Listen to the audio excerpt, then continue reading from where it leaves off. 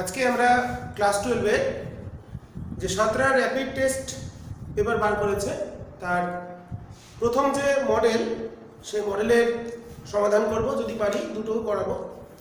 তো শুরু করা যাক টেস্ট পেপার সমাধান। তো যেটা ভালোই করেছে, প্রশ্নগুলো দিয়েছে, এগুলো আমরা করে নিই এবং যাতে তোমাদের কোনো অসুবিধা না হয় তার জন্য সমাধানগুলো করিয়ে দেবো, গাণিতিক সমস্যার সমাধানগুলো, তার সাথে প্রশ্নগুলো কিছু আলোচনা করে দেবো। প্রথম টেস্ট পেপার 1,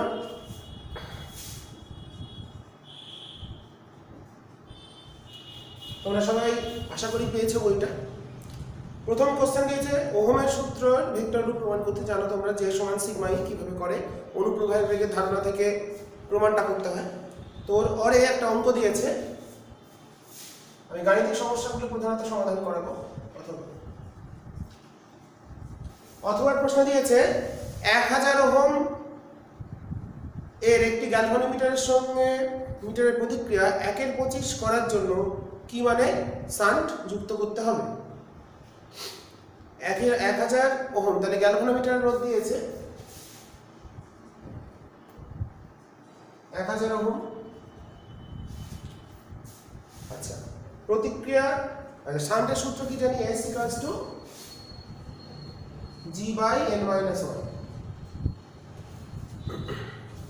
প্রতিক্রিয়া 1/25 করার জন্য কি মানে শান্ট যুক্ত করতে হবে, তার মানে আমাদের শান্টের মানটা বার করতে হবে। S = কত, আর প্রতিক্রিয়া 1/25, তার মানে n এর মানটা হচ্ছে মানে 1/n টা দিয়েছে 1/25,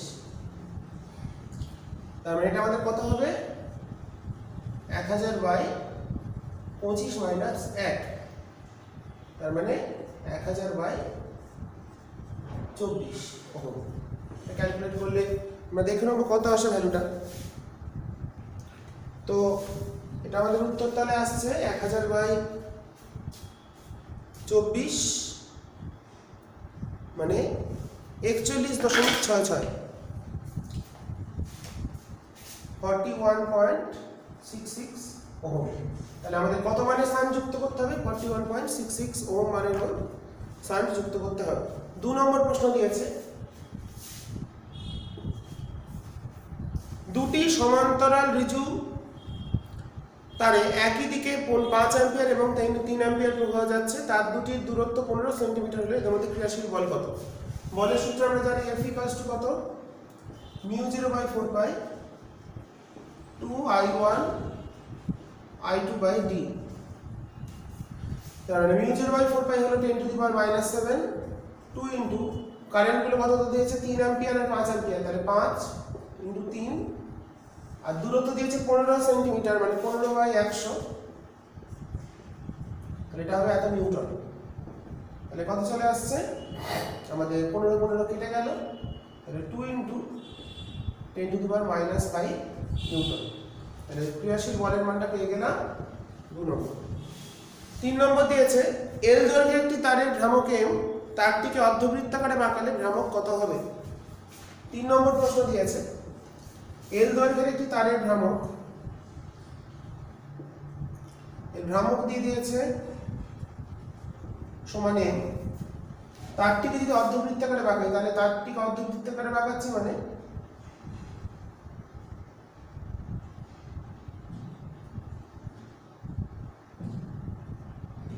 তাহলে পাই r = l, তাহলে রেডিয়াসটা চলে গেল হচ্ছে l/পাই।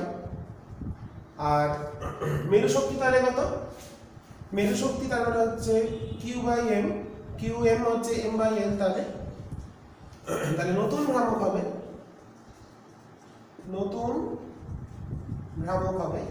m' যদি বলি। ভ্রামক মানে মেরু শক্তি ইনটু দৈর্ঘ্য, তো দুটোর মেরুর মধ্যে দূরত্ব 2r, তাহলে হচ্ছে m/l ইনটু 2r, তাহলে m/l 2r হচ্ছে 2l/পাই, তাহলে হলো 2m/পাই, তাহলে নতুন মেরু শক্তি হলো 2m/পাই। আচ্ছা, তারপরে কি প্রশ্ন দিয়েছে পরাচুম্বক এবং অয়স্চুম্বকের পার্থক্য, এটা তোমাদের চৌম্বক ধর্ম থেকে দিয়েছে। বিনতি কোণ কাকে বলে, এটাও চৌম্বক ধর্ম। এটা কোথায় শূন্য হয় আমরা জানি, বিনতি কোণ শূন্য কোথায় হয়। আচ্ছা, আর কি দিয়েছে, প্রমাণ করো চৌম্বক বল রেখাগুলি সংযোগ তলকে সমকোণে ছেদ করে। এটাও তোমাদের আগের ভিডিওতে আমি দেখিয়ে দিয়েছি। তাহলে শর্ট কোশ্চেনগুলো কমপ্লিট হলো। এরপর আমরা গ্রুপ সি তে চলে যাব। গ্রুপ সি তে প্রথম প্রশ্ন হচ্ছে গাউসের উপপাদ্য বিবৃত করো। জানি কোনো বদ্ধতলের মধ্যে দিয়ে অতিক্রান্ত তড়িৎ ফ্লাক্স ওই বদ্ধতল দ্বারা আবদ্ধ আধানে 1/ε0 গুণ, মানে surface integral of E dot ds equals to q/ε0। আচ্ছা, সুষমাহিত বিস্তৃত সমতল পাতের জন্য r দূরত্বে তড়িৎ ক্ষেত্র প্রাবল্য মানে সিগমা বাই এপসাইলন 0 এই প্রমাণটা করতে হবে যদি থিকনেসটা আমরা নট ইকুয়াল টু 0 ধরি, আর যদি থিকনেসটা 0 ধরি সিগমা বাই 2 এপসাইলন 0। আচ্ছা, এটা একটু দেখিয়ে দিই কিভাবে আসবে। তো এটা দেখানোর জন্য একটু বোর্ডটা মুছে নিই। তো কোশ্চেন নম্বর 6, গাউসের উপপাদ্য বিবৃত করো এবং দেখো সমতল আহিত পাতে বিস্তৃত সমতল পাতের জন্য আর দূরত্বে তড়িৎ ক্ষেত্র প্রাবল্য। তো কেমন হবে, এটা একটা আহিত পাত, থিকনেস আছে,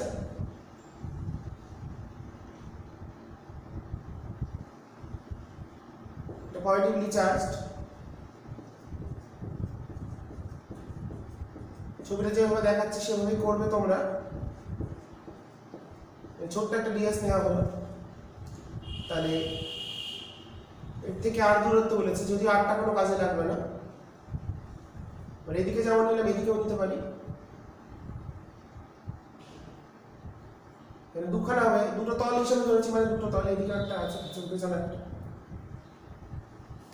তো আমরা জানি তড়িৎ ক্ষেত্রগুলো লম্বভাবে নির্গত হয়, তাহলে এদিকেও যেমন তড়িৎ ক্ষেত্র থাকবে, এদিকেও তড়িৎ ক্ষেত্র থাকবে। ঠিক আছে, ছবিটা বোঝা গেছে। থিকনেস নট ইকুয়াল টু 0 ধরে আমি করছি। তাহলে এখানে যদি একটা ছোট্ট ডিএস নিই, তাহলে এই যে তল, এই তলগুলো যে লম্ব দিকের একক ভেক্টরের দিকে, আর এই দিকের গুলো এদিকে, এটার ক্ষেত্রে এদিকে।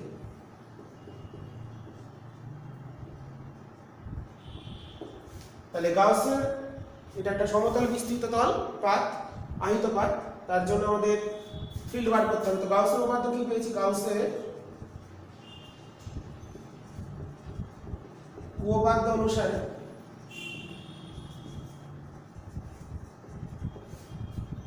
Surface integral of E dot ds সমান q/ε0। তো এখানে দেখো আমরা এখানে তিনটে তল পাচ্ছি, দুটো, এই একটা তল, এটা একটা তল, এই পার্শ্বতলটার ফ্লাক্সের মান 0 হবে, কারণ সমকোণ হচ্ছে তড়িৎ ক্ষেত্রের সাথে, এটা সমকোণ,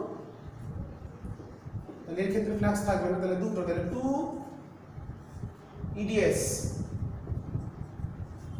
দুটো তল, এটা একটা তল পেলাম, এটা একটা পেলাম, সমান কিউটাকে লিখছি 2 সিগমা ds, তলমাত্রিক ঘনত্ব ধরছি সিগমা, এর তলমাত্রিক ঘনত্ব সিগমা। তাহলে এখান থেকে আমরা ই পেয়ে গেলাম সিগমা বাই এপসাইলন 0 nk। যদি এখানে থিকনেসটাকে 0 ধরো, থিকনেসটা 0 ধরলে সিগমা বাই 2 এপসাইলন 0 হবে, তখন এইখানটা একটা ds সিগমা ds হয়ে যাবে, কারণ থিকনেস যদি 0 ধরি তাহলে এই যে গোলটা ধরেছি এইটুকুনি অংশের যে আধান, আবদ্ধ আধানটা, সেটা দুটো তলের ক্ষেত্রে কমন হবে, তার জন্য এখানে 2টা তখন আসবে না। আর থিকনেস টা গ্রেটার দ্যান 0 ধরলে, দুটো তল আছে, সামনে একটা তল আছে, পিছনে একটা তল আছে, দুটো তলের জন্য দু রকম হবে। আচ্ছা, তারপরে 7 নম্বর কি বলে, যে সমান্তরাল পাত ধারকের পাত দুটির দূরত্ব অর্ধেক করলে, 7 নম্বর, সমান্তরাল পাত ধারকের পাত দুটির দূরত্ব অর্ধেক করলে, পাত দুটির মাঝে ধাতব প্লেট প্রবেশ করালে এবং ক্ষেত্রফল কমালে প্রতি ক্ষেত্রে ধারকত্বের কি পরিবর্তন। আমরা কি জানি, c k এপসাইলন 0 a/d। এবার দেখো প্রথমটা বলেছে, তাহলে c এর সঙ্গে d টা ব্যস্তানুপাতিক, c এর সঙ্গে এটা সমানুপাতিক, আর c এর সঙ্গে k এটা সমানুপাতিক, মাধ্যমের পরাবৈদ্যুতিক ধ্রুবক। 1 নম্বর বলেছে পাত দুটির দূরত্ব অর্ধেক করব, তাহলে 1 নম্বর ডি কে অর্ধেক করলে সি দ্বিগুণ হবে।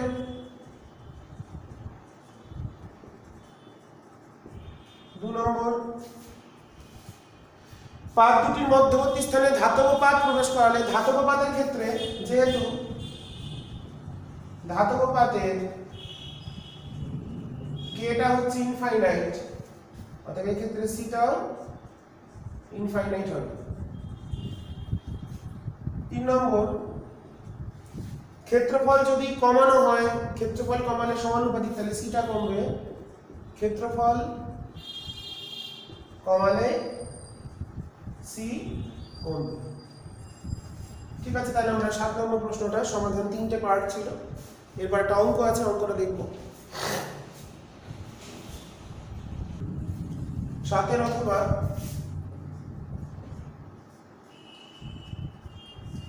7 অথবা কি বলেছে, 20 মাইক্রোফ্যারাড আর 30 মাইক্রোফ্যারাডকে সমান্তরালে যুক্ত করে সঙ্গে 40 মাইক্রোফ্যারাড ধারকের শ্রেণীতে যুক্ত করা হলো। তাহলে এই হলো 20, এই হলো 30, এরা সমান্তরালে যুক্ত, তার সাথে একটা 40 মাইক্রোফ্যারাডকে শ্রেণীতে যুক্ত করা হলো। এই দু প্রান্তে একটা 2 ভোল্ট বিভব প্রয়োগ করা হয়েছে, ব্যাটারি যুক্ত করেছি 2 ভোল্ট। তাহলে কি বার করতে হবে, প্রতিটি ধারকের বিভব আধান, প্রতিটি ধারকের বিভব আধান। তো এরা দুজন সমান্তরালে যুক্ত আছে, তাহলে প্রত্যেকটার বিভব ভি হবে, এটা যদি ভি হয় এরও ভি, তাহলে এর হবে হচ্ছে 2 মাইনাস ভি, কারণ মোট ভোল্ট বিভবটা ভাগ হয়ে যাচ্ছে। তো এই তো আমাদের নিয়ম। তার মানে এই দুটো মিলে আমরা কত পাচ্ছি, সমান্তরালে যুক্ত আছে, তার মানে এর ইকুইভ্যালেন্ট সার্কিটটা হলো দুটো সমান্তরাল মিলে একটা পেলাম, সমান্তরালের ক্ষেত্রে যোগ হয় তাহলে 50 মাইক্রোফ্যারাড, এটা 40 মাইক্রোফ্যারাড। এখানে ব্যাটারি আছে 2 ভোল্ট, এর ভোল্টেজ ভি, তাহলে এর মাইনাস 2 মাইনাস ভি। এবার শ্রেণী সমবায় ভোল্টেজটা আমরা কি জানি, কিউ সমান সিভি, কিউ সমান সিভি। শ্রেণীতে প্রত্যেকটা আধান, এর আধানও যদি কিউ হয়, মোট আধান এরও কিউ হবে, এরও কিউ আধান, এরও কিউ। তাহলে কিভাবে হবে, তাহলে কিউ যদি কনস্ট্যান্ট হয় তাহলে ভিটা প্রপোর্শনাল টু 1/c। যেহেতু কিউটা কনস্ট্যান্ট, তাই প্রত্যেকটা ধারকের বিভবটা এমন ভাবে ভাগ হবে যাতে করে সেটা 1/c এর সাথে ব্যস্ত অনুপাতে ভাগ হয়ে যাবে। তার মানে v/2 মাইনাস v সমান তাহলে কত হবে, 40/50, 4/5, তাহলে 5v equals to 8 minus 4v, তাহলে 9v equals to 8, অর্থাৎ v চলে এলো 8/9 ভোল্ট। তাহলে প্রত্যেকটার বিভব পেয়ে গেলাম 8/9 ভোল্ট, অতএব 20 মাইক্রোফ্যারাড ও 30 মাইক্রোফ্যারাড ধারক দুটির প্রতিটির বিভব 8/9 ভোল্ট, আর বাকি কত, 40 মাইক্রোফ্যারাড ধারকটির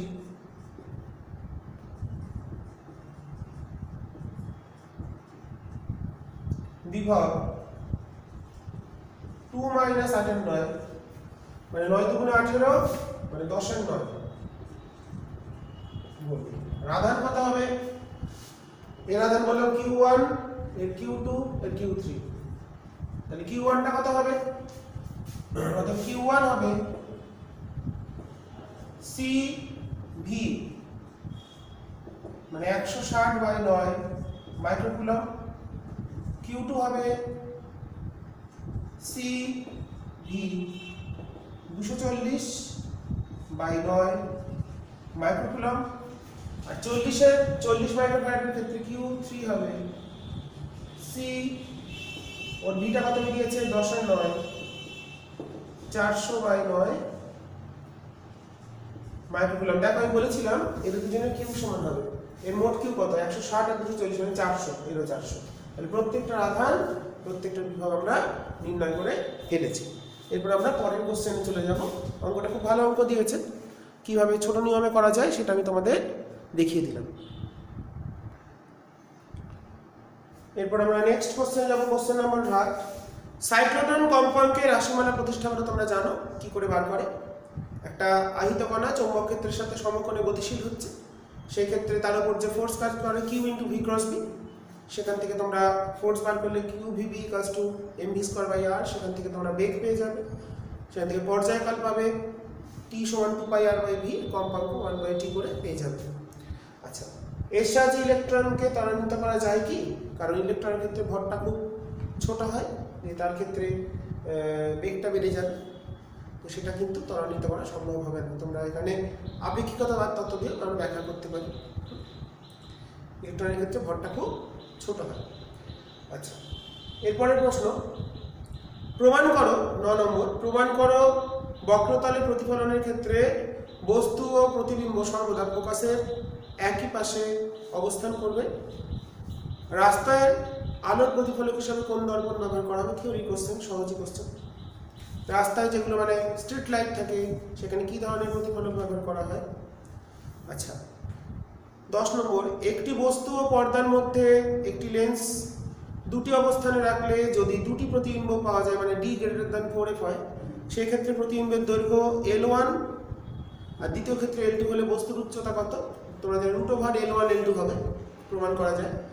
সমান ফোকাস দৈর্ঘ্য বিশিষ্ট একটি উত্তল এবং অবতল লেন্সের সমবায়ের ফোকাস কত হবে? সমান ফোকাস দূরত্ব, তাহলে 0 হয়ে যাবে, কারণ 1/f1 + 1/f2, তাহলে ওটা অ্যাকচুয়ালি আমাদের যদি আমরা ভাবি 10-এর সঙ্গে একটা কোশ্চেন দিয়েছে, 10-এর দাগে সমান ফোকাস দূরত্ব বিশিষ্ট একটি উত্তল একটি অবতল লেন্স সমবায়ের ফোকাস দূরত্ব কত? দেখো 1/f = 1/f1 + 1/f2, তাহলে উত্তলের ক্ষেত্রে ধরলাম f1, তাহলে সেটা হচ্ছে +f, সমান ফোকাস বলেছে। আর অবতলের ক্ষেত্রে f2, এটা -f, তাহলে 1/f + 1/-f, দ্যাট ইজ 0, তাহলে এটা 0 চলে এলো, তাহলে এটা কত হবে? ইনফাইনাইট। তাহলে এই সমবায়ের ক্ষেত্রে ফোকাস দূরত্ব, এটা সমতল আমার কোন একটা প্রতিসারকের মতন কাজ করবে, তার কেন্দ্র এবং ফোকাস অসীম হয়। আচ্ছা, লেন্স নির্মাতার অথবা প্রশ্ন, লেন্স নির্মাতার বা লেন্স প্রস্তুতকারক সমীকরণটি লেখো। এটি ব্যবহার করে কোন একটি লেন্সকে তার উপাদানের থেকে বেশি প্রতিসরণকে ডোবালে তার কি পরিবর্তন হয় সেটা আমরা দেখি। 10-এর অথবা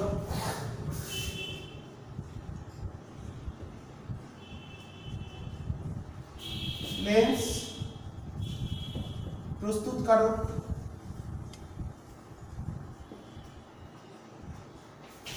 প্রস্তুতকারক সমীকরণ, আমরা জানি 1/f = μ-1 * 1/r1 - 1/r2, এটা অবশ্যই 1μ2 লেখা দরকার। মানে লেন্স মাধ্যমটা হচ্ছে 2, বাইরের মাধ্যমটা 1, আলোটা কোথা থেকে কোথায় আসছে। এবার বলছে কি, কোন লেন্সকে তার উপাদানের থেকে বেশি প্রতিসরাঙ্কের মাধ্যমে ডোবালে তার প্রকৃতি পরিবর্তন হয়, দেখাতে হবে। দেখি, ধরো আমরা প্রথম আছে এয়ারে, বায়ুর মাধ্যমে,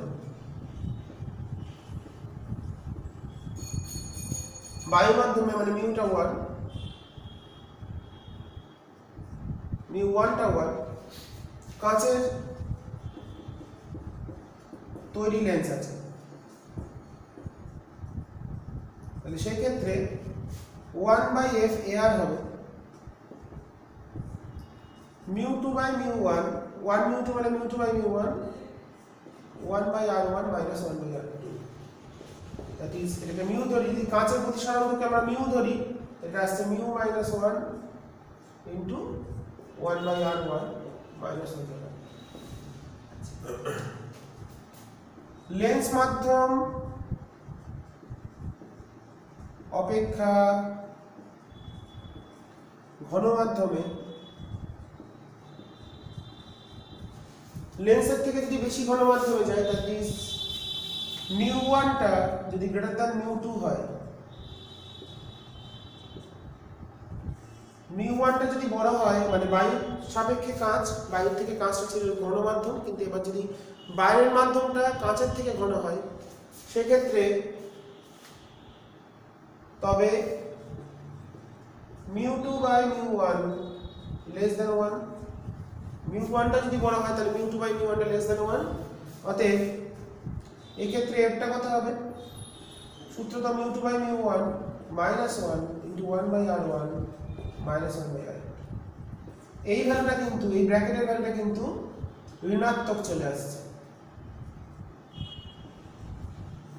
কারণ μ2/μ1 যদি 1 এর থেকে ছোট হয় তাহলে তার থেকে 1 বিয়োগ করলে সেটা নেগেটিভ চলে আসবে।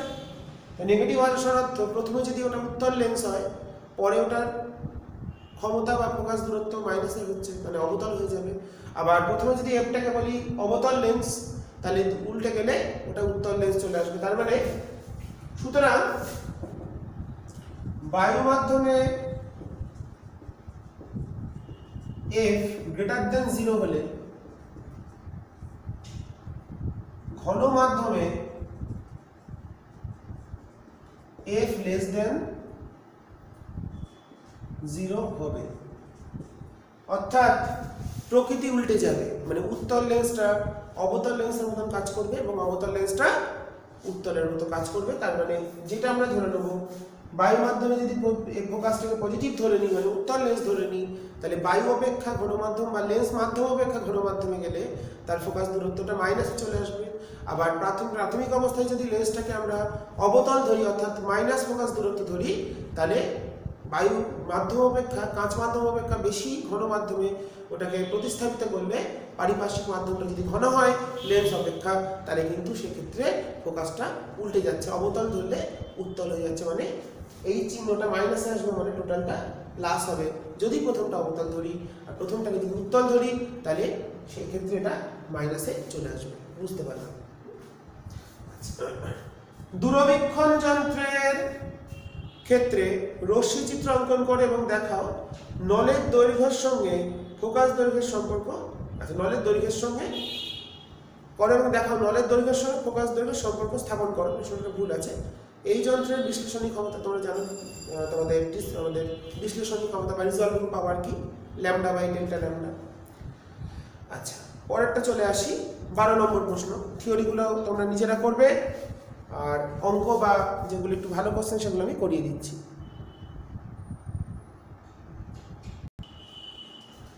12 নম্বর প্রশ্ন, নির্দিষ্ট পরিমাণ জলকে R1 রোধযুক্ত কুণ্ডলীর মাধ্যমে গরম করতে T1 সময় লাগে, আর R2 যুক্ত করলে T2 সময় লাগে। তাহলে শ্রেণী সমবায় যুক্ত করলে এবং সমান্তরাল সমবায় যুক্ত করলে কত সময় লাগবে? দেখো, কোশ্চেন নাম্বার 12। দুটো কুণ্ডলী আছে,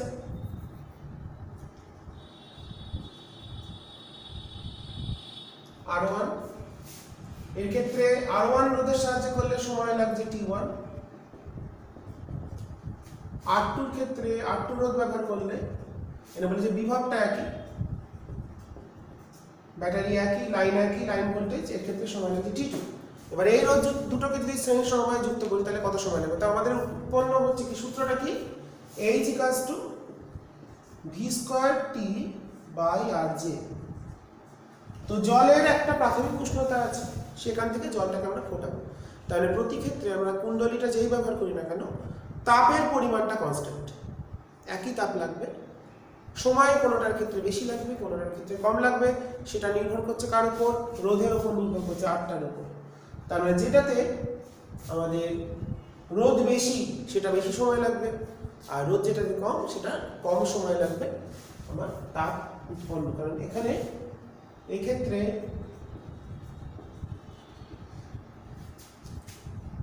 প্রয়োজনীয়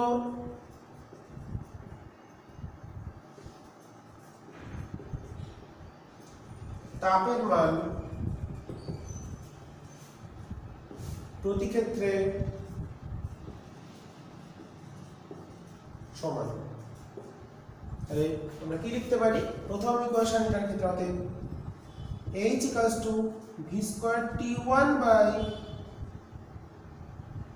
r1j equals to v square t2 by r2j, শ্রেণীতে যুক্ত করলে v square ts by শ্রেণী সমবায় ধরলাম দুটো শ্রেণীতে যখন যুক্ত করব r1 r2 কে তখন সমান লাগবে ts, তাহলে ts তাহলে এটা কত হবে rs টা কত r1 plus r2 into j, আর সমান্তরালে যুক্ত করলে v square tp by 1 by এটাকে এরকম করে লিখে দিলাম r1 r2 by r1 plus r2 into j। তাহলে এই হচ্ছে আমাদের সমীকরণ। এগুলোর সাহায্যে আমরা আলটিমেটলি ts আর tp এই দুটোর ভ্যালু আমরা কি আসে দেখে নেব। তো দেখো আমরা যদি চিন্তা করি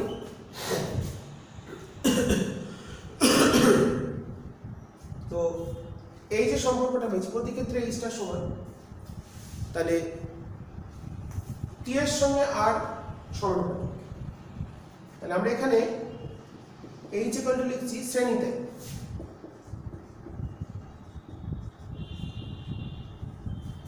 v স্কয়ার ts, আচ্ছা r1 টাকে লিখছি r1 টা কত আসছে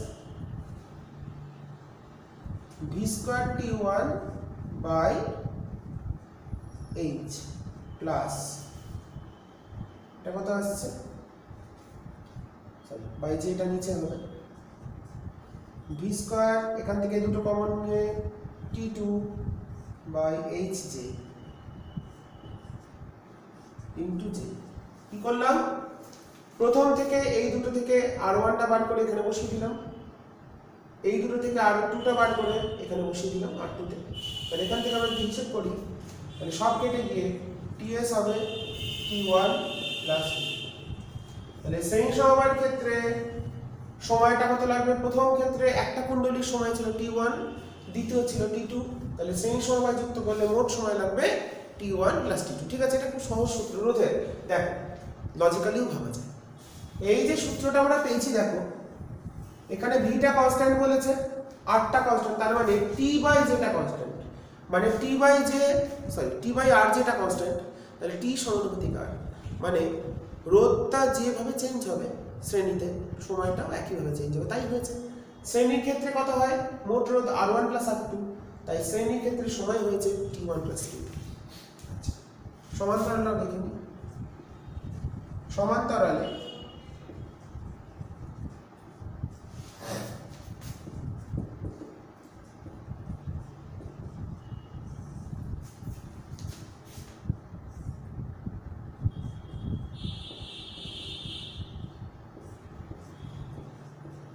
এর মানটা বসিয়ে দেবো, তাহলে এটা কত আসছে v square tp by 1 by r1 টা আসছে কত h বাই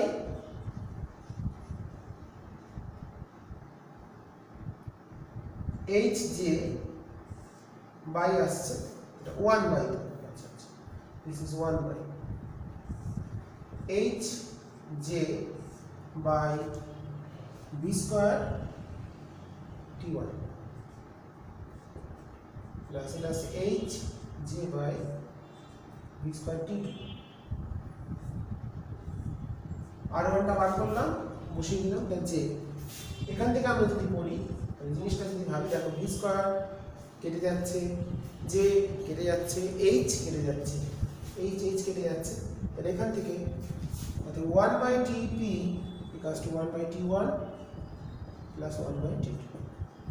তাহলে সমান্তরালে সময় বার করতে গেলে আমরা এই সূত্রের সাহায্যে বার করতে পারি। তাহলে দুটো রোধ কুণ্ডলীকে পৃথক পৃথকভাবে যদি যুক্ত করা হয় তারা পৃথক পৃথকভাবে প্রথমটার ক্ষেত্রে t1 এবং t2 সময় লাগলে শ্রেণীতে যুক্ত করলে সময় লাগবে t1 প্লাস t2, সমান্তরালে যুক্ত করলে সময় যদি লাগে tp তাহলে 1 by tp equals to 1/T1 plus 1/T2 এই সময়টা লাগবে জলটাকে উত্তপ্ত করতে বা জলটাকে ফোটানোর ক্ষেত্রে যে কুণ্ডলী আমরা ব্যবহার করছি।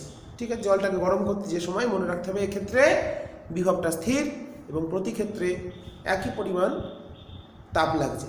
তাপটা কিন্তু, কারণ আমরা হিটারটা যেই হোক না কেন, জল গরম করতে গেলে প্রতি ক্ষেত্রে তাপের পরিমাণটা একই থাকবে। পরের কোশ্চেন নম্বর 13,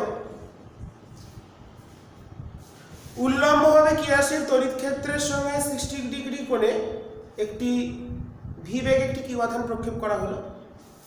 তাহলে তড়িৎ ক্ষেত্র উল্লম্বভাবে ক্রিয়াশীল তড়িৎ ক্ষেত্র, তাহলে তড়িৎ ক্ষেত্র এদিকে আছে, ভি বেগে একটি কিউ আধানকে 60 ডিগ্রি করে নিক্ষেপ করা হলো, মোটামুটি এটা 60 ডিগ্রি।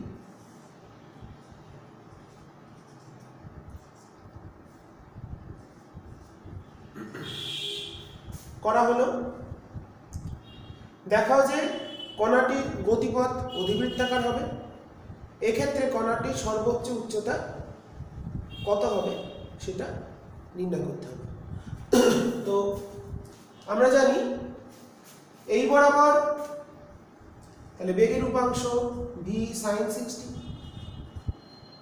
এই বরাবর বেগের উপাংশ হচ্ছে v cos 60। তাহলে তড়িৎ বলটা কত? তড়িৎ বল নিরভিমুখ উল্লম্ব দিকেই থাকবে, F QV। ঠিক আছে, তাহলে আমরা কি করে বার করব? তো তড়িৎ বলটা ওকে গতিপথে, তাহলে আমরা দেখি, ধরো কোনো একটা মুহূর্তে উল্লম্বভাবে ক্রিয়াশীল তড়িৎ ক্ষেত্রের সঙ্গে 60 ডিগ্রি কোণে ভি বেগে আধানকে প্রক্ষেপ করা হয়েছে, কণাটির গতিপথ অধিবৃত্ত।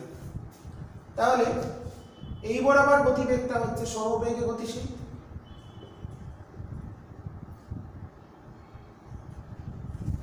আর এটা হচ্ছে, এদিকে হচ্ছে y বরাবর, এটা যদি x বলি, এটা y বলি, তাহলে এদিকে হচ্ছে সমতল। তাহলে তড়িৎ বলের জন্য ত্বরণটা কত হবে? QE/m, কণার ঘনটাকে আমরা m ধরে নিয়েছি। তাহলে t সময় x অক্ষ বরাবর সরণ x = vt, মানে এটা কত আছে? 3v/2।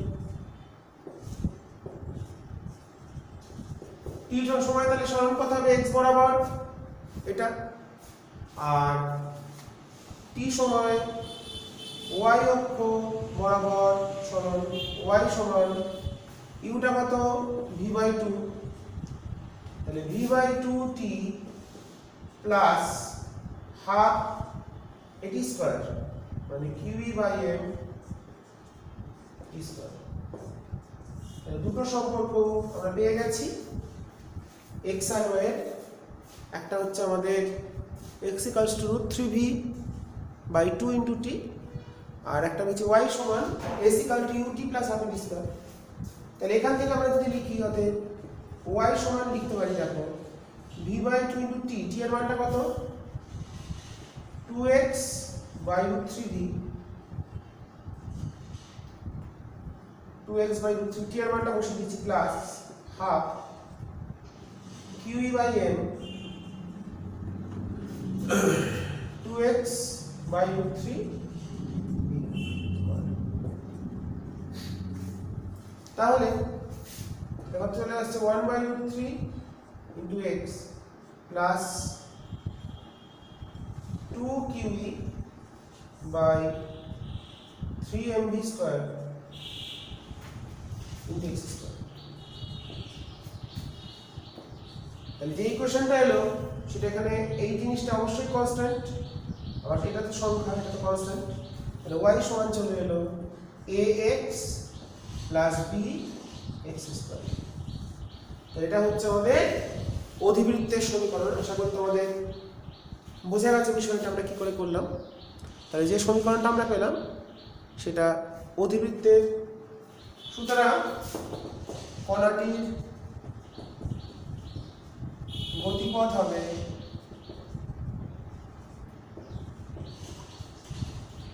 অধিবৃত্তাকার।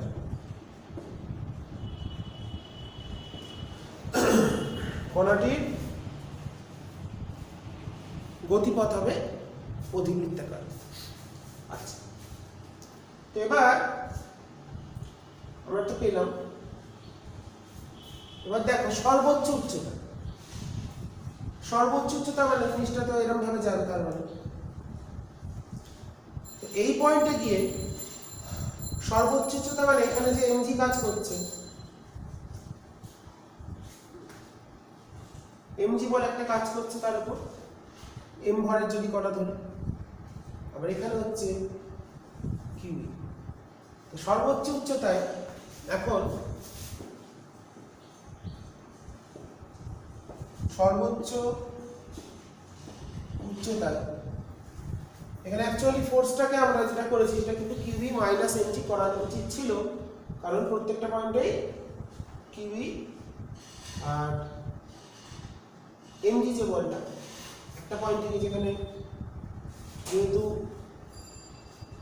আমাদের তার একটা বেগ আছে, সেখানে কিউবি আর এমজিটা ব্যালেন্স করে যাবে।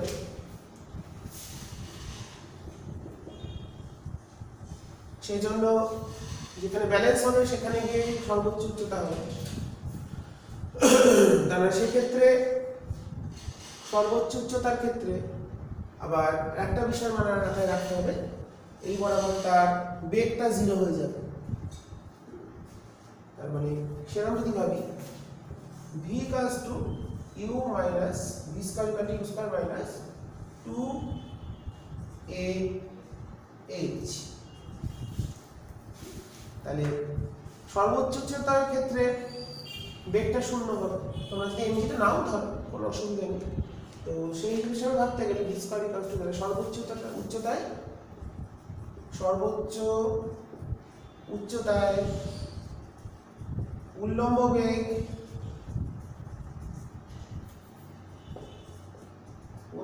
বেগ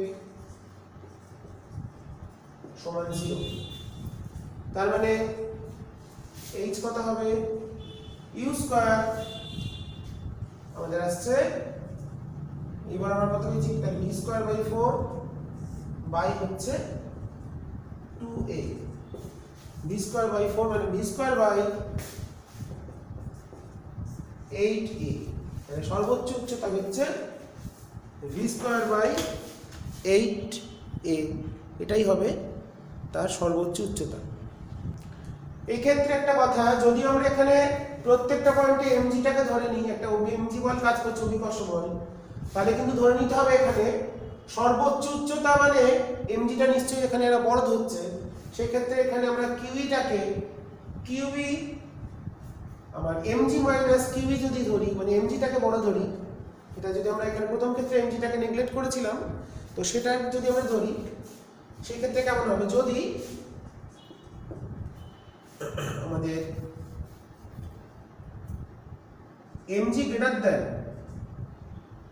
কিউবি ধরা হয়,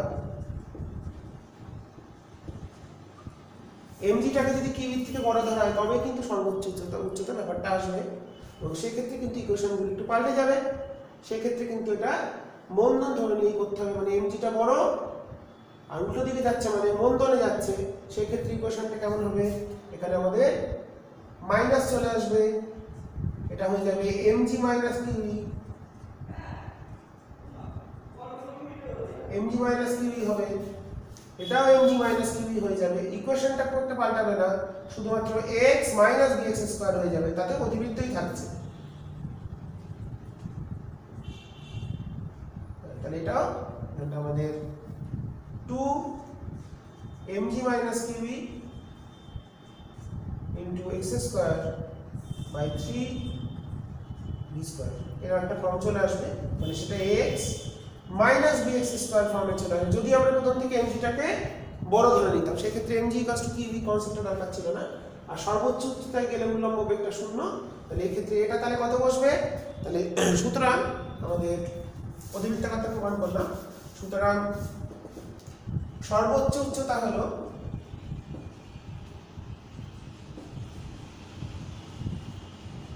h equals to v square by 8a, এ তার কত বসবে mg minus q E by L, এই হবে সর্বোচ্চ উচ্চতার সম্পর্ক। ঠিক আছে, আমরা পাশের গতির মতন বিষয়টা। হ্যাঁ, এখানে কিন্তু আমরা এমজিটাকে গ্রেটার থ্রি থেকে বড় ধরে, এখানে ওটা বলে দেয়নি প্রবলেমে, তো আমরা করলাম প্রবলেমটা। এরপর আমরা পরের সমস্যায় চলে যাব। পরের কোশ্চেন দিয়েছে, প্রমাণ করো একটি তড়িৎবাহী সলিনয়েড একটি চুম্বক দ্বিমেরুর মতো আচরণ করে। এটা তোমরা করবে, এটা আমার ভিডিও ক্লাসেও বলে দেওয়া আছে, খুব ইম্পর্টেন্ট প্রশ্ন। এক্ষেত্রে চুম্বক বলরেখা কী রূপ হবে দেখাবে। বলরেখা যেমন ছবি হয়, নর্থ পোল থেকে শুরু হয়, মানে যেদিক থেকে কারেন্টটা অ্যান্টি ক্লক সেদিক থেকে আমাদের ফিল্ডগুলো বেরোবে, গিয়ে মিশে যাবে কোথায়, আমাদের ক্লকওয়াইজ যেখানে কারেন্ট তড়িৎ চুম্বকের ক্ষেত্রে সলিনয়েড। আচ্ছা, কমন এমিটার বর্তনীর ক্ষেত্রে এনপিএন বর্তনী কমন এমিটার মোডে ভিডিও ক্লাসে করিয়ে দেওয়া আছে। ইনপুট আউটপুট লেখচিত্র অঙ্কন করো। আউটপুট মানে তিনটা অঞ্চল, কাট অফ, স্যাচুরেশন আর হচ্ছে আমাদের অ্যাক্টিভ রিজিয়ন। আচ্ছা, কোন অঞ্চলের, আচ্ছা ট্রান্সমিটারের না, মানে ট্রানজিস্টরের কোন অঞ্চলের আধান ঘনত্ব বেশি হয়, এটা আমি বলেছিলাম।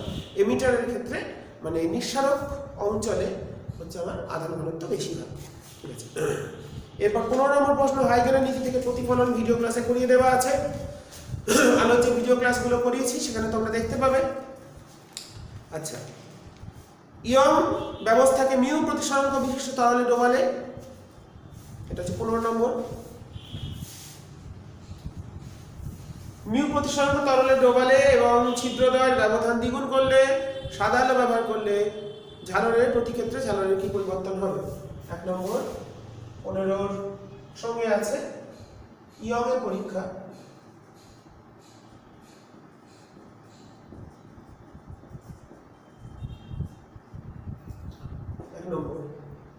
মিউ মাধ্যমে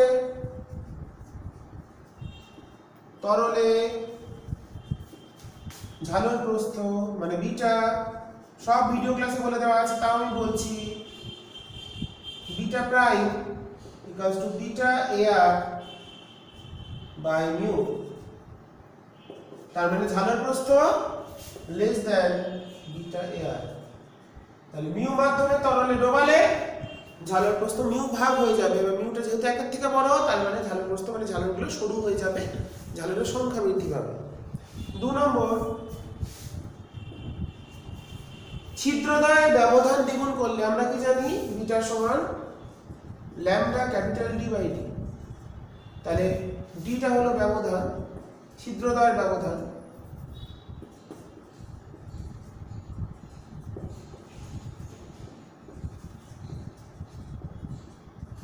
তার মানে ব্যবধান দ্বিগুণ করছি, এটা ব্যস্তানুপাতিক, অতএব ডি দ্বিগুণ করলে বিটা অর্ধেক হবে, মানে 2 ভাগ 2 দিয়ে ভাগ করলে। 3 নম্বর, সাদা আলো ব্যবহার করলে কি হবে? সাদা আলো ব্যবহার করলে কেন্দ্রের সাপেক্ষে প্রত্যেকটা বর্ণের পথপার্থক্য 0, তার ফলে কেন্দ্রটা হবে সাদা, তারপর অল্টারনেটিভ ভাবে এবং পাশাপাশি বিভিন্ন কালারের যে ঝালর সেগুলো উপরিপাতিত হয়ে থাকবে। তোমরা এটা ছায়া প্রকাশনীর যে হটস যে কোশ্চেনগুলো থাকে তার মধ্যে কোশ্চেনটা পেয়ে যাবে। আচ্ছা, প্রমাণ করো ব্যতিচারের শক্তি সংরক্ষণ প্রযোজ্য। অবশ্যই ভিডিও ক্লাস দেখে নেবে, ভিডিও ক্লাসে করিয়ে দেওয়া আছে, এটা কিন্তু কোনো বইতে থাকে না, এটা হিসেব করে গাণিতিকভাবে দেখানো আছে।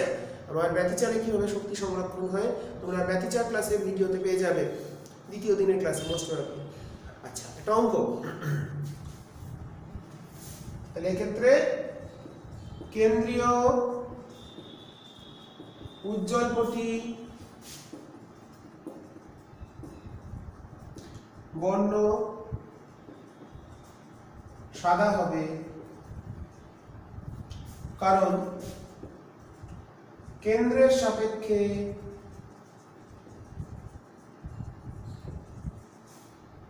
সকল বর্ণের দশা পার্থক্য 0। এই কথা লিখবো, লেখার পর কি লিখবো, অল্টারনেটিভলি কেন্দ্রটা সাদা হবে, তারপরে বাকি যে অঞ্চলটা থাকবে ঝালরের ফ্রিঞ্জের, সেখানে বিভিন্ন বর্ণের ঝালরগুলো উপরিপাতিত হয়ে অবস্থান করবে, আমার লাল থেকে বেগুনি প্রত্যেকটা কালার।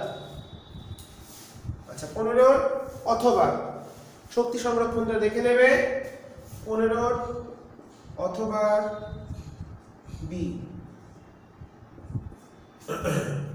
ফ্রেনেল এবং ফ্রাউনহোফারের প্রধান পার্থক্য কি বলেছিলাম?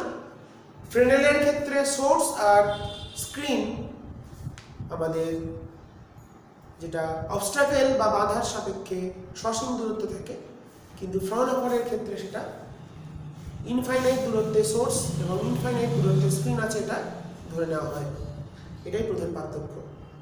আচ্ছা, 3000 অঙ্ক 3560 অ্যাংস্ট্রম তরঙ্গ দৈর্ঘ্যের আলো ব্যবহার করে প্রথম একক রেখাছিদ্র পরীক্ষায় আবর্তিত হলো এবং মুখ্য চরমবিন্দুর বেধ, মানে মুখ্য চরমবিন্দু মানে আমরা জানি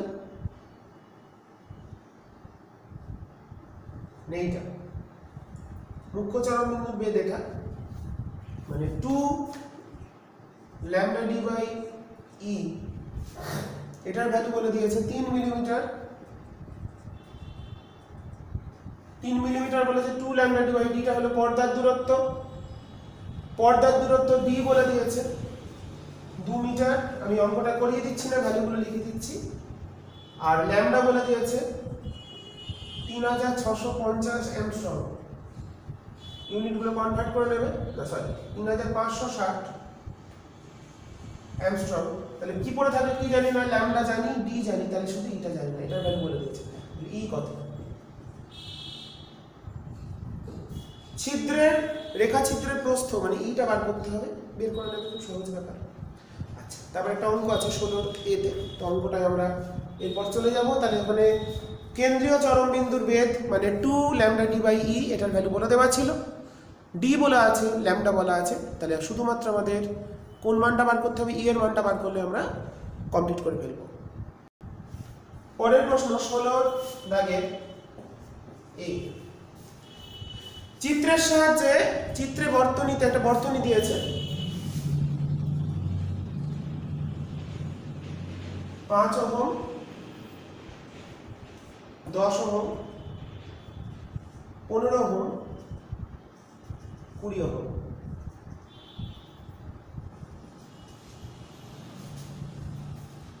গ্যালভানোমিটারের রোধ দিয়েছে 25 ওহম। ওকে,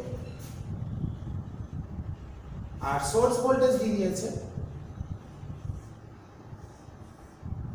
সোর্স ভোল্টেজ দিয়ে দিয়েছে 2 ভোল্ট। প্রশ্ন কি? খুব ভালো প্রশ্ন। গ্যালভানোমিটারের প্রবাহ কত, এখান দিয়ে কত কারেন্ট যাচ্ছে, আইজিটা বার করতে হবে। গ্যালভানোমিটারের দেখো এখানে কিন্তু balance P by Q R by S, এটা পি কিউ আর এস, এখানে কিন্তু ব্যালেন্স অবস্থায় নেই।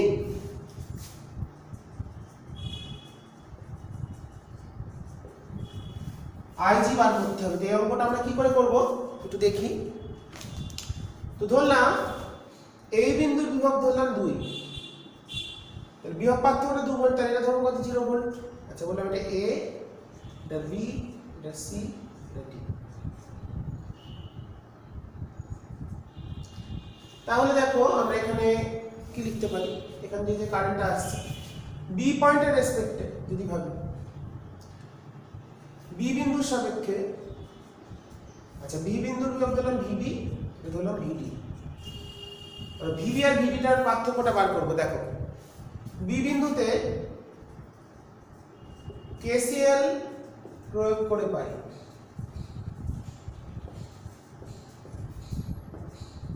কি পাই, এখানে একটা কারেন্ট আসছে, এখানে একটা গেছে, এখানে একটা গেছে, তাহলে আমরা লিখছি দেখো 2 মাইনাস ভিবি বাই, এখানে কত, এই দুটোর মধ্যে ভোল্টেজ কত পার্থক্য, 2 আর ভিবি, তাহলে 2 মাইনাস ভিবি বাই 5, যেটা এলো সেটা এদিকে কিছুটা গেছে, মানে VB minus VD by 25 plus এদিকে কত গেছে, VB minus 0, VB minus VC হলো 0 বাই হচ্ছে 10।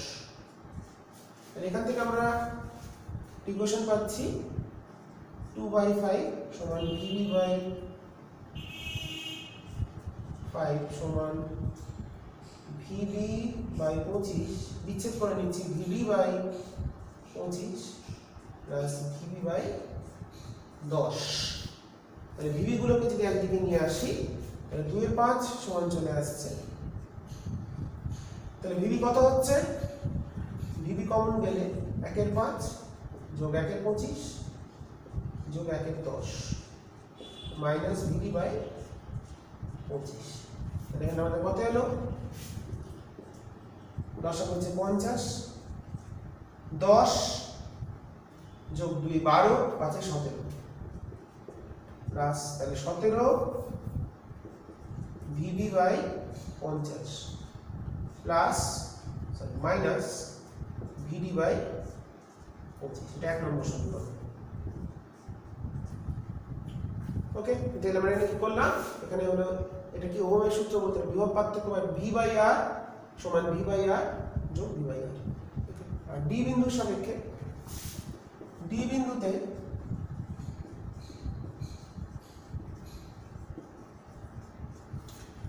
ডি বিন্দুর সাপেক্ষে ভাবলে দেখো এদিক থেকে একটা কারেন্ট আসছে, মানে 2 মাইনাস ভিডি বাই 15 প্লাস এদিক থেকে একটা আসছে ভিডি মাইনাস ভিডি বাই 25, এদিকে চলে যাচ্ছে ভিডি মাইনাস 0 ভিডি মাইনাস 0 বাই 20। তাহলে এখান থেকে আমরা পাচ্ছি 2 এর 15 সমান ভিডি কমন নিলে 1 এর 20 আমি একবার লিখে দিচ্ছি প্লাস 1 এর 25 যোগ 1 এর 15 মাইনাস ভিডি বাই 25 করলাম। 2 এর 15টা রেখে বাকিগুলোকে ওই সাইডে নিয়ে চলে গেলাম। এটা হচ্ছে 1 এর 15 হবে প্রশ্ন। হ্যাঁ ঠিক আছে, তাহলে এটা কত পাচ্ছি আমি একটু ক্যালকুলেটরে করে নিই সময় নষ্ট না করে। 1 এর 20 যোগ 1 এর 25 যোগ 1 এর 47 by 300। 47 by 300 VD minus VD by 25 সমান আসছে এটা 2 এর 15। তো দেখো এই দুটো সমীকরণ যদি আমরা সমাধান করি 2 নম্বর, এই দুটো সমীকরণ যদি আমরা সমাধান করি তাহলে ভিডি আর ভিডির মান পেয়ে যাব। এই দুটো সমীকরণ সমাধান করলে 1 ও 2 সমীকরণ সমাধান করে ভিবি ও ভিডি নির্ণয় করো। তারপর কি অতএব আইজি হবে, আইজি কত হবে? VB minus VD by 25। এটাই আমাদের বার করতে হবে।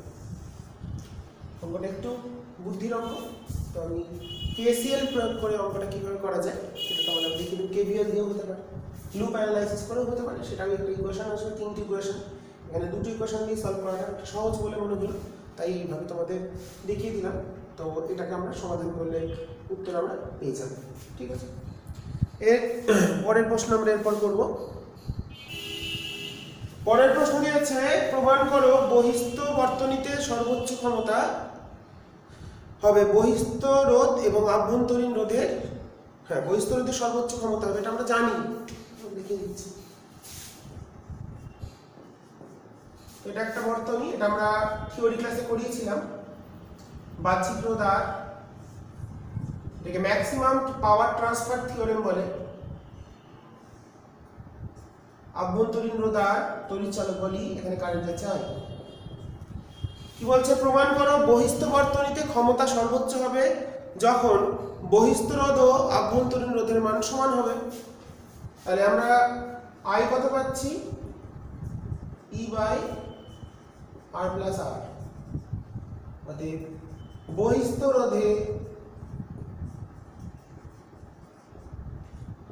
ব্যয়িত ক্ষমতা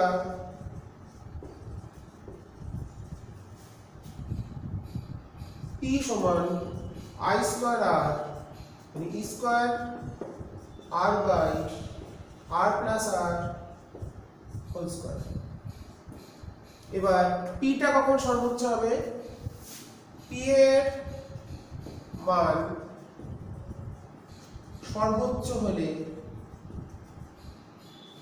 ডিপি ডিআর সমান 0। ডিপি ডিআরটা 0, তার মানে এটাকে আমরা ডিফারেন্সিয়েট করলে কত আসছে সেটা আমরা দেখে নেব। তাহলে d d r of r by R plus R whole square সমান 0, বা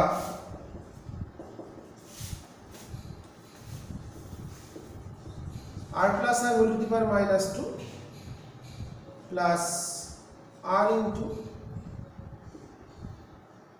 2 into r plus r whole to the power minus 3 সমান 0। তার মানে এখান থেকে আমরা পেয়ে গেলাম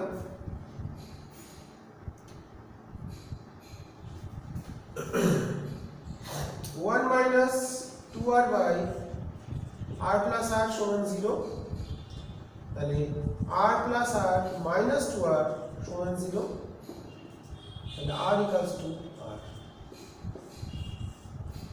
তাহলে r equals to r হলে বহিস্থ রোধে ব্যয়িত ক্ষমতা সর্বোচ্চ হচ্ছে। এটা প্রমাণটা আমাদের গুরুত্বপূর্ণ। এবং মনে রাখবো, যদি আমরা মোট ক্ষমতা বার করতাম পি টোটাল, এখানে যে মোট ক্ষমতা বার করি, তাহলে কত হবে? আই স্কয়ার আর প্লাস আর। এটা আসছে দেখো ই স্কয়ার বাই আর প্লাস আর। এবার যদি দেখি, তাহলে এই ক্ষেত্রে অতএব পি ম্যাক্সিমাম কত হচ্ছে? আর ইকুয়ালস টু যদি আর হয় তাহলে এটা হচ্ছে E square by 4r। R equals to R যদি এখানে বসাও তাহলে কত আসছে? ইকুয়ালস টু 4r আসছে, ই স্কয়ার বাই 4r। আর যেটা এখানে যদি বসাও সেই ক্ষেত্রে মোট ক্ষমতা কত? 2r, E square by 2r। তাহলে এটা টোটাল পাওয়ারের ব্যয়িত ক্ষমতার টোটাল পাওয়ারের কিন্তু 50%। কোন বর্তনীতে ব্যয়িত ক্ষমতা সর্বোচ্চ ক্ষমতাটা কত হবে? বর্তনীতে মোট ব্যয়িত ক্ষমতার 50%, মানে 50% ক্ষমতা আমরা কাজে লাগাতে পারছি। বাকিটা কিন্তু অপচয় হচ্ছে আভ্যন্তরীণ রোধে। এবং সেখানে আমরা জানি এখানে যদি ক্ষমতার সঙ্গে আর এর পরিবর্তন বলি, ঠিক এর একটা ভ্যালু আসে। যখন আমরা আর এর মানটা 0, তাহলে 0 থেকে স্টার্ট হয় এবং আরটা যখন আর এর সমান, আর সমান আর, আস্তে আস্তে বাড়বে, এটা ম্যাক্সিমাম হবে, তারপরে আস্তে আস্তে এটা কমে যাবে, এটা হলো পি ম্যাক্স। ঠিক আছে, এটা হচ্ছে সর্বোচ্চ ক্ষমতা সরবরাহের নীতি। এরপর আমরা যে প্রশ্নটা দেখব, কাশ্যপের বিভবের সূত্রটি শক্তি সংরক্ষণ সূত্রের বিকল্প রূপ, এটা ব্যাখ্যা করতে বলেছে। ও কোন সূত্রে? তাহলে শক্তি সংরক্ষণ সূত্র, এটা শক্তি সংরক্ষণ সূত্র। অথবা একটা ভালো প্রশ্ন আছে, একটা অঙ্ক আছে, সেগুলো দেখি।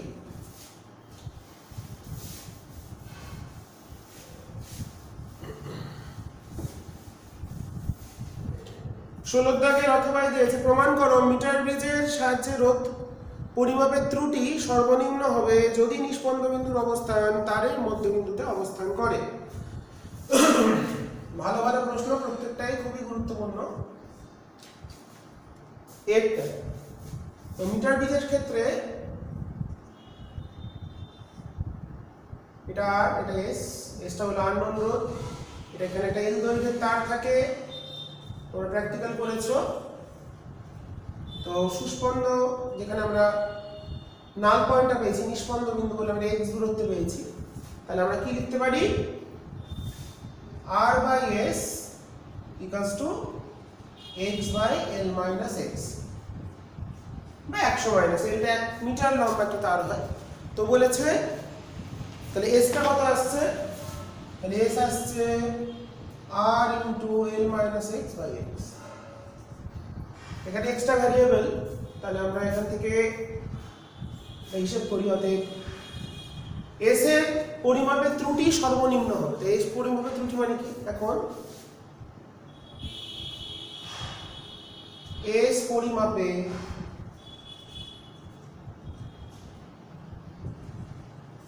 শতকরা ত্রুটি পার্সেন্টেজ এরর মানে কি ds/s ইনটু 100। তাহলে ds/s টা নির্ণয় করতে হবে আমাদের, তার জন্য আমরা এখান থেকে ds নির্ণয় করি, কত আসে, এটা কত আসছে r ইনটু l/x মাইনাস 1। তাহলে অতএব ds সমান কত হবে r into l by x square minus এটা আসছে into dx। Okay, r into l by x square dx। অতএব ds/s টা কত আসবে, ds তাহলে কত হলো r into minus l by x square dx by s এর মান কোনটা r into l minus x by x। তাহলে আমাদের এখানে চলে এলো, দেখো r কেটে গেল, l dx বাই একটা x কাটছে, এটা আছে x স্কয়ার মাইনাস lx, আর মাইনাস আছে, মাইনাস দিয়ে গুণ করলে মাইনাস এটা উল্টে গিয়ে l মাইনাস x টা x মাইনাস l হবে, x দিয়ে গুণ করলে হবে x স্কয়ার মাইনাস lx। তাহলে এটা হলো ds/s। তো এখন ds/s সর্বনিম্ন হবে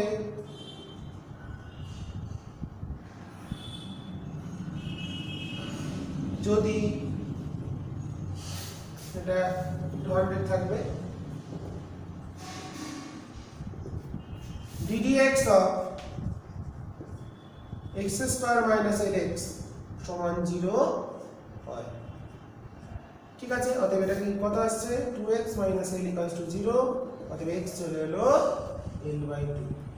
তাহলে আমাদের প্রশ্নে যেটা চেয়েছে কি বলেছিল, বলেছিল হচ্ছে দেখাও যে মিটার গেজের সাহায্যে রোধ পরিমাপের ত্রুটি সর্বনিম্ন হবে যদি নিষ্পন্দ বিন্দু তারের মধ্যবিন্দুতে থাকে। তাহলে নিষ্পন্দ বিন্দু x টা কোথায় হবে l/2 তে হলে, তাহলে এটা আমরা প্রমাণ করে ফেলছি, প্রুফ। খুব ইম্পর্টেন্ট প্রমাণ, এটা কিন্তু খুব কম বইতেই থাকে, দত্তপাল গুছাইতের বই, তাহলে দাস খানের বই, কিছু কিছু বইতে আছে, আমাদের ছায়া প্রকাশনের বইতে কিন্তু থাকে না। আমি বুঝিয়ে দিলাম, ওখানে একটু কঠিন করে করা আছে, আমি একটু সহজ করে দেখানোর চেষ্টা করলাম, তো তোমরা দেখে নাও কিভাবে এটা করা হলো। নেক্সট আমরা চলে যাব 16 অথবা বি এর কোশ্চেনে।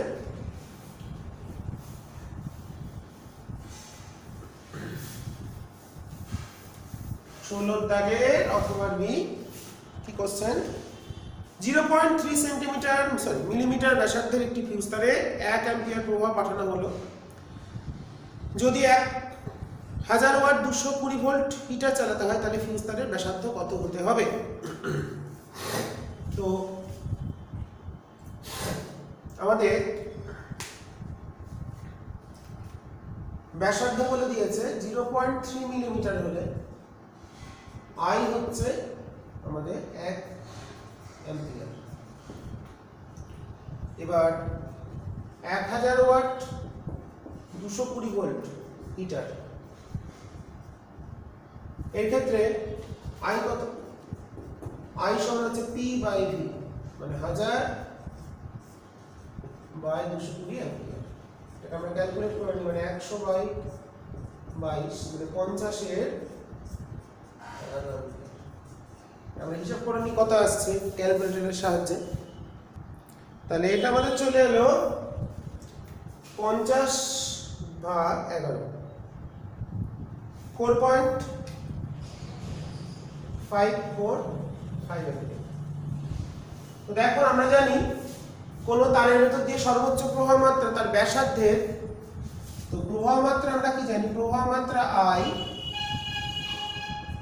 proportional to r to the power 3/2, ব্যাসার্ধের 3/2 ঘাতের সাথে সমানুপাতিক হয়। সূত্রটা মনে রাখো, প্রবাহ মাত্রা তারের ব্যাসার্ধের সম্পর্ক। তাহলে I1/I2 সমান R1/R2 হোল স্কয়ার। এটা I1 ধরলাম, এটা R1, এটা হচ্ছে I2, তাহলে R2 টা বার করতে বলেছে। তাহলে 1/4.545 সমান তাহলে কত হবে স্যার? R1 কত? 0.3, R2টা বার করতে হবে। তাহলে R2 কত আসছে আমরা ক্যালকুলেটরে একবারে করি। 4.545 to the power 2/3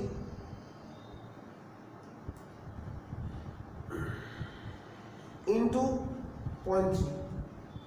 0.3, 0.823 মিলিমিটার। তাহলে তারের ব্যাসার্ধ হিটার চালাতে গেলে তারের ব্যাসার্ধ হতে হবে 0.823 মিলিমিটার। প্রশ্নটা ভালো প্রশ্ন ছিল, অঙ্কটা ভালো করে দেখে নেবে তোমরা। এরপর বলেছে 17 দাগের দেখাও যে ফোকাস একই ফোকাস বিশিষ্ট একটি উত্তল এবং অবতল লেন্সের সমবায়ের একটি সমান্তরাল কাচ ফলক, একটুকে করে দিলাম, একই কোশ্চেন হাজারবার দিয়েছে। সমান্তরাল কাচ ফলক মানে হচ্ছে ওর ক্ষমতা শূন্য হবে আর ফোকাসটা ইনফাইনাইট হবে। আচ্ছা, কোন শর্তে একটি উত্তল লেন্স অবতল লেন্সের মতো আচরণ করে যদি বাহ্যিক মাধ্যমটা, প্রথম দিকেই প্রশ্নটা ছিল। আচ্ছা, একটি লেন্সের নিচের অংশ কালো করে দিলে প্রতিবিম্বের কি পরিবর্তন হবে? প্রতিবিম্বের উজ্জ্বলতা বা তীব্রতা হ্রাস ঘটবে, কিন্তু প্রতিবিম্বের অবস্থানের কোনো পরিবর্তন ঘটবে না, কারণ অর্ধেক অংশ দিয়ে আলো যাচ্ছে। তাহলে অর্ধেক অংশের জন্য যে তীব্রতা, নিচের হাতটা কালো করে দিয়েছি, তাহলে প্রতিবিম্বের কিন্তু কোনো পরিবর্তন হবে না, শুধু তীব্রতা বা উজ্জ্বলতার পরিবর্তন হবে। এরপর আমরা এমসিকিউ গুলো দেখে নেব।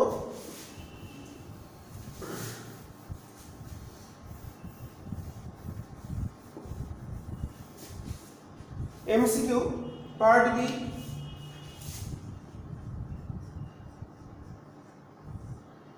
এক নম্বর কোশ্চেন বলছে তলের মূল বিন্দুতে একটা Q1 আধান আছে। আচ্ছা, একটি আধান a,0 থেকে 0,a, মানে এইটুকুনি ওয়ে এতে নিয়ে আসতে গেলে কার্যকর, তার মানে দেখো এটা একটা সমবিভব তল, কারণ এখান থেকে এখানেও যা বিভব এখানে বিভব, তার মানে সমবিভব, এটা একটা সমবিভব তলের মতো আচরণ করছে। এই দুটো বিন্দু, এটা যদি এ বিন্দু বলি, এটা বি বিন্দু, তাহলে এ আর বি দুটো বিন্দু সমবিভব তলের উপর অবস্থান করছে। তো সমবিভব তলে কার্যের মান 0 হয় আমরা জানি, তাহলে অপশন সি। এমসিকিউ এক নম্বরটা হলো অপশন সি। একটা দুইটা কি বলেছে? দুইটা বলেছে 50 ডিগ্রি সেলসিয়াস উষ্ণতায় রোদ এত, তাহলে 100 ডিগ্রি সেলসিয়াস এত হলে। আচ্ছা, আমরা দেখি সূত্র RT = R0 1 + আলফা ডেল্টা টি। তাহলে আমাদের কত বলে দিয়েছে? 50 ডিগ্রি উষ্ণতায় রোদ, তাহলে R50 বলেছে, তাহলে R50 = R0 1 + আলফা * 50। আর 100 ডিগ্রিতে বলেছে R100 বলে দিয়েছে, R0 * 1 + আলফা * 100। এখান থেকে আমাদের সমাধান করে R50 বলেছে 5 ওহম, এটা বলেছে 6 ওহম। এখান থেকে আমরা সমাধান করে R0 এর মানটা বার করতে হবে। R0 এর মানটা 0 ডিগ্রিতে কত সেটা বার করব। তাহলে এখানে আমরা যদি ভাগ করে দিই, তাহলে হচ্ছে 1 + 50 আলফা বা 100 আলফা বাই 1 + 50 আলফা = 6/5। এখান থেকে আমরা একটু আলফাটা ক্যালকুলেট করে নিই, কত আসছে আমাদের। আলফা ক্যালকুলেট করে আসছে, তাহলে এটা আছে 5, তাহলে 300 মানে 200 আলফা। 200 আলফা সমান হচ্ছে 1, মানে আলফা সমান আছে 1/200, আলফা সমান 1/200। তাহলে 0 ডিগ্রিতে রোধ কত? তাহলে আমরা যে কোনো একটা বসাবো, তাহলে R0 সমান আছে R50 মানে 5/1 + 1/200 * 50, তাহলে 1/4 মানে 4 ওহম। তাহলে বি এর অপশনটা হলো 4 ওহম, প্রথমটাই ছিল 0 0।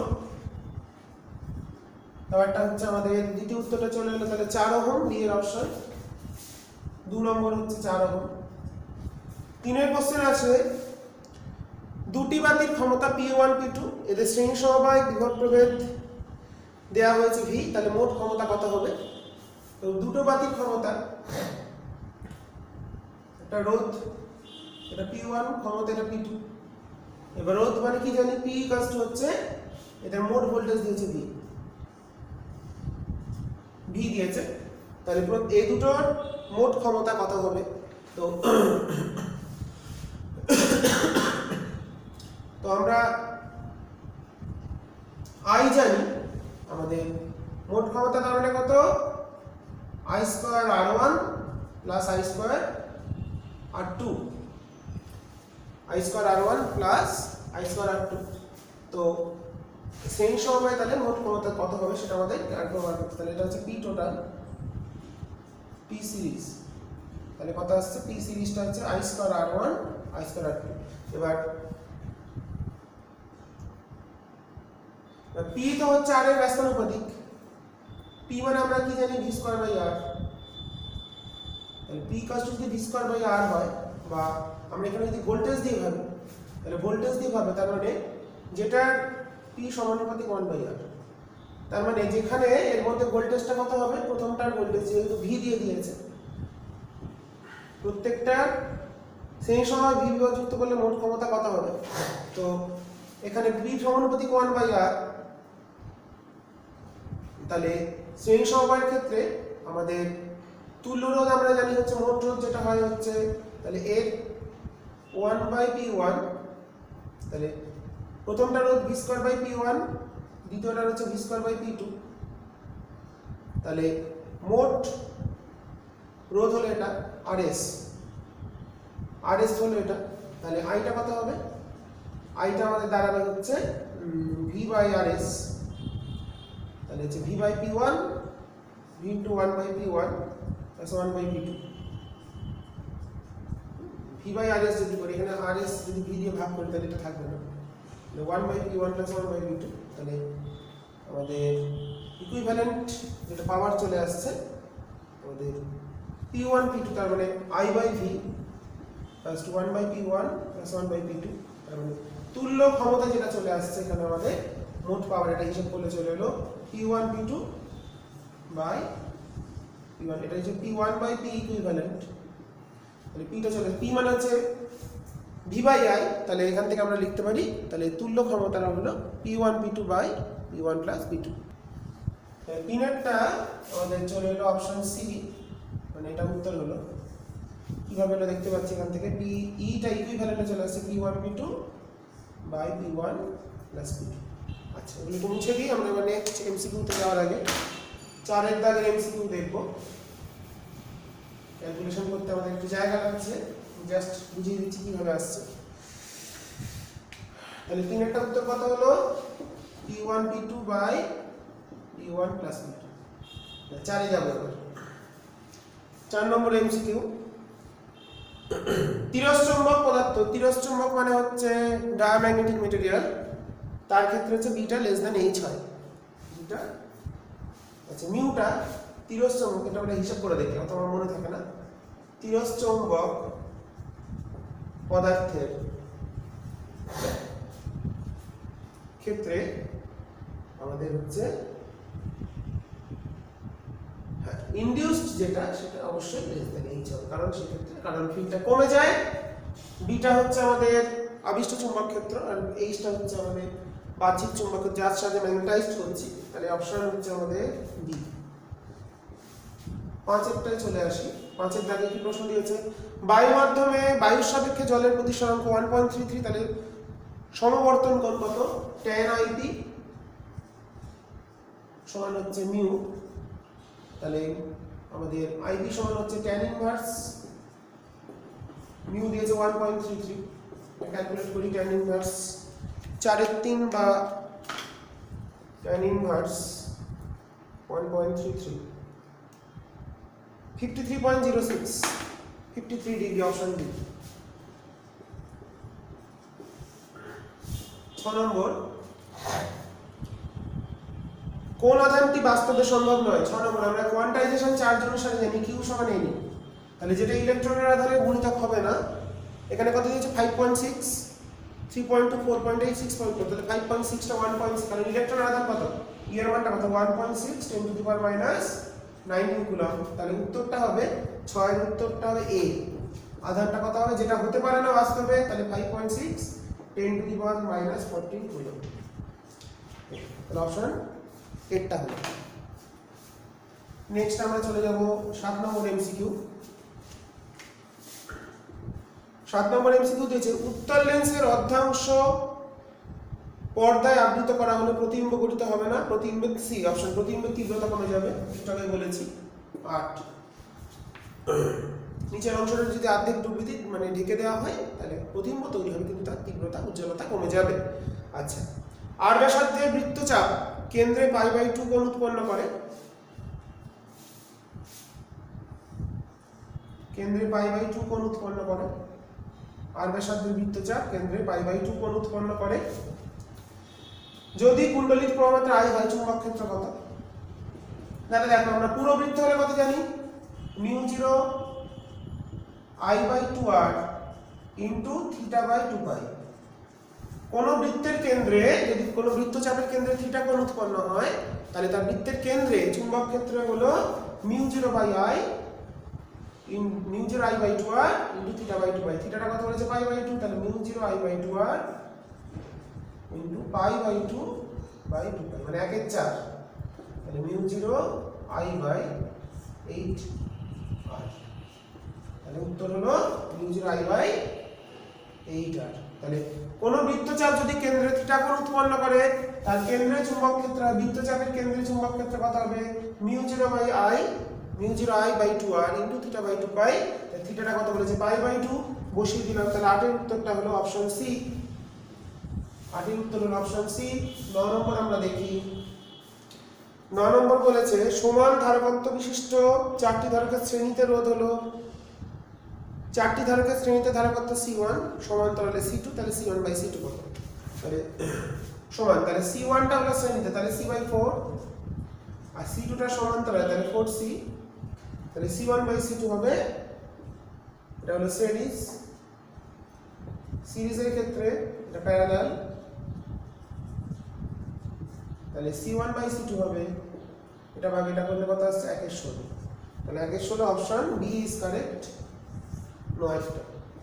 10 নম্বর এমসিকিউ। এটা আউট অফ সিলেবাস কোশ্চেন দিয়েছে। একটি ইলেকট্রনের গতিশক্তি যদি ডি ব্রগলি তরঙ্গদৈর্ঘ্যের, সিলেবাসে নেই। একটি ডুবুরি 12 মিটার জলের তলায় অর্ধ উল্লম্ব কোণে আকাশকে শঙ্কুর যে দেখে তার মান কত? আচ্ছা, অর্ধশীলক কোণ। আচ্ছা, এগুলো মুছে দিলাম। 10এরটা আউট অফ সিলেবাস, আমাদের দরকার নেই করা, কারণ আমাদের মডার্ন ফিজিক্সে শুধুমাত্র অর্ধপরিবাহীটা আছে, ওটা ডি ব্রগলি মানে পদার্থ তরঙ্গ থেকে দিয়েছে। একজন ডুবুরি 12 মিটার তলায় আছে, 12 মিটার তলায় আছে, মিউ দিয়ে দিয়েছে 4/3, তাহলে অর্ধশীলক কোণটা বার করতে হবে, কত হবে, এই অ্যাঙ্গেলটা কত, থিটা, এটা আমাদের ক্যালকুলেট করতে হবে। আচ্ছা, আর এর সূত্র আমরা কি জানি, আমরা r ইকুয়ালস টু জানি h/√μ² - 1, তাহলে এটা 8টা কত আসছে। আচ্ছা, sin থিটা তাহলে কত হবে, r/h টা যদি বার করি, এর উত্তরটা কি দিয়েছে দেখো, tan থিটা দিয়েছে, sin থিটা দিয়েছে। আচ্ছা, এইটা 8টা তাহলে বার করি, তাহলে হলো 12/√16/9 - 1, এই tan থিটা আসছে r/h, tan থিটাটা আসছে আমাদের এখান থেকে r/h। আমরা যেটা করতে পারি সেটাকে করি। sin থিটাটা কত আসে, sin থিটা হচ্ছে r/√ওভার হচ্ছে ওখানেই চলে আসবে, এখানে tan r বার করার দরকার নেই। √ওভার হচ্ছে h² + r² ইকুয়ালস টু 1/μ 1/4/3, তাহলে থিটা হবে sin ইনভার্স 3/4। কোন অপশনটা দেখে নিই, থিটার মানটা হচ্ছে তাহলে sin inverse 3/4, option C is correct. 11 12 নম্বরে যাই এবার।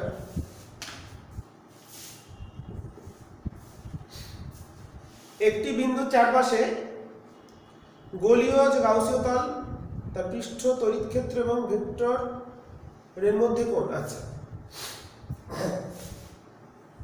তড়িৎ ক্ষেত্র অভিমুখ আর হচ্ছে ক্ষেত্র ভেক্টর অভিমুখ সমান্তরাল। তাহলে ই ভেক্টর ds নি, ই প্যারালাল ds হয় আমরা জানি। তাহলে অ্যাঙ্গেলটা কত হবে? থিটাটা হবে 0 ডিগ্রি, মানে অপশন এ ইজ কারেক্ট। 12টা এ। এবার আমরা পরেরগুলো দেখি। 13টা দুটো এমসিকিউ আমাদের বাকি আছে, শেষ হয়ে যাবে। দুটি বন্ডের প্রিজমের প্রতিসরাঙ্ক দিয়ে দিয়েছে। μ1 দিয়েছে হচ্ছে 1.66, μ2 দিয়ে দিয়েছে 1.64। তাহলে বিচ্ছুরণ ক্ষমতা ওমেগা সমান কত? μ1 মাইনাস μ2 বাই μ অ্যাভারেজ মাইনাস 1। তাহলে μ1 মাইনাস μ2 করলে কত হচ্ছে? 0.02। μ অ্যাভারেজ কত? 1.63 মাইনাস 1 মানে 0.02 বাই 0.63। কত আসছে ভ্যালুটা? 0.02 ডিভাইডেড বাই 0.031।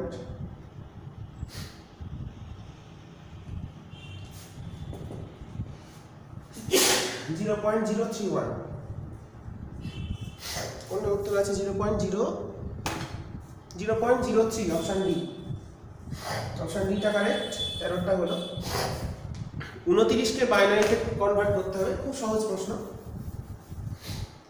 14 নম্বরটা 29 কে বাইনারি মানে 2 দিয়ে ভাগ করছি, 14 দুগুণে 28 1 থাকলো, 7 দুগুণে 14 1 থাকলো, 3 দুগুণে 6 1 থাকলো, 2 1 কে 2 1 থাকলো। তাহলে 1 1 1 1 1 1 1 1, 7 দুগুণে 14 সরি 0 থাকলো এটা। তাহলে 1 1 1 0 1। তাহলে বাইনারিতে কনভার্ট করলে 1 1 1 0 1 মানে অপশন এ। 14টা হলো অপশন এ। আচ্ছা, শর্ট কোশ্চেনগুলো একটু বলে দিই। এলইডির ক্ষেত্রে ভিআই লেখচিত্র জানো, ফটোডায়োডের ক্ষেত্রে লেখচিত্র, ন্যান্ড গেট ব্যবহার করে অ্যান্ড গেট, ন্যান্ড থেকে অ্যান্ড আমরা গ্রুপে দেখছি। বি এর দাগের হচ্ছে দু একটা ন্যান্ড টু অ্যান্ড।